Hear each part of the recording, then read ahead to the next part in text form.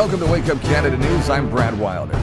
Store shelves could be empty by summer as China imports are set to come to a halt. There's a lot more to come on this story right after this.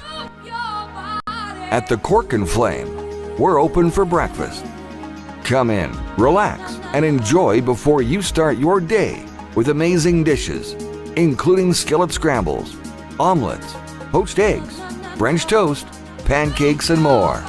The Cork and Flame Breakfast Special gets you in and out in a hurry with 2 eggs any style, hash browns, and your choice of bacon, sausage, or ham, plus toast, pancakes, or French toast, all for just $10.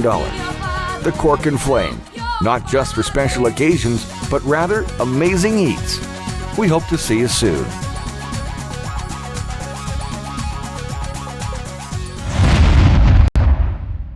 Welcome back.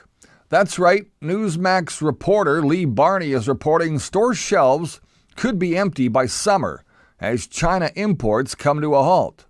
Shoppers could begin seeing emptier store shelves as soon as May, with mom and pop stores the most likely to face shortages of goods, all according to the New York Post as well.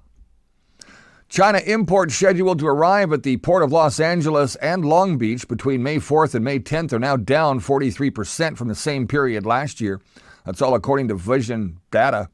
Now, by comparison, in the week of April 20th to April 26th, importers increased their shipments from China by 57% to front-load inventory ahead of Trump's 145% tariff on China. This typically takes a shipment from China 2 to 3 weeks to arrive at the West Coast ports. These reciprocal tariffs, announced on April 2nd on 90 nations, were given a 90-day reprieve to enable trade negotiations, which would make them effective in August if the United States does not reach trade agreements with its trading partners. However, China's tariffs became effective immediately. The small and medium-sized retailers will have a harder time to mitigate the tariffs and would be first to run out of inventory, said Jonathan Gold, Vice President for Supply Chain and Customs Policy at the National Federation of Retailers. Now, of the containerized imports that the U.S. imports from Asia, China accounts for 54% of the goods, including electronics, toys, clothing, furniture, and building materials. China accounted for 13.4% of all U.S. good imports last year, totaling $438.9 billion, making China the top supplier of goods to the USA. I quote, "Things can't be inventoried," said Rita McGrath, a professor at Columbia Business School who specializes in strategic management. I quote, "You'll see shortages in a matter of weeks, maybe not even months. I may also think you'll start to see things become scarce during the big summer holidays most," end quote.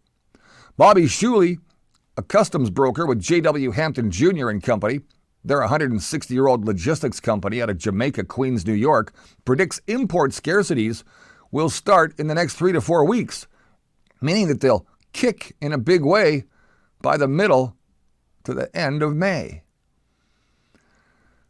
Now, Sunlight Sports of Cody, Wyoming owner Wes Allen said the vendors he uses are laying people off in order to pay the tariffs, and even then, prices are still already going up.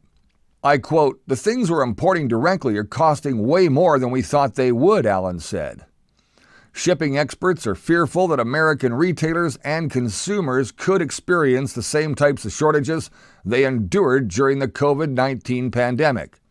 For their part, importers are worried about sales if U.S. consumer sentiment continues to skid. I quote, "Think about your own economy," McGrath said. "Wouldn't you put money down if you had no idea what the situation was going to be going forward?" End quote. Already, 80 container ships headed for Asia have skipped Chinese ports due to tariffs. Back in the U.S., a reduction of international trade is likely to result in container ships sitting idly, causing port gridlock, warned Larry Gross, president of Gross Transportation Consulting. I quote, "We're seeing ships being unloaded now and probably next week that were sent out at full capacity weeks ago. Those things take up valuable space at these ports," end quote. So while no one knows what exactly will happen next, this is the word on the street today, or on the shore, And like all things, here today and gone tomorrow. So we'll have to wait and see what happens next, won't we? Get prepared. There's an election coming too right here in Canada. Thanks for watching Wake Up Canada News. Please like, share, and follow us on all your favorite socials or at our website, wakeupcanadanews.com. Till next time, remember, you're the voice, and it's time to make it count. I'm Brad Wilder, and I'll see you soon.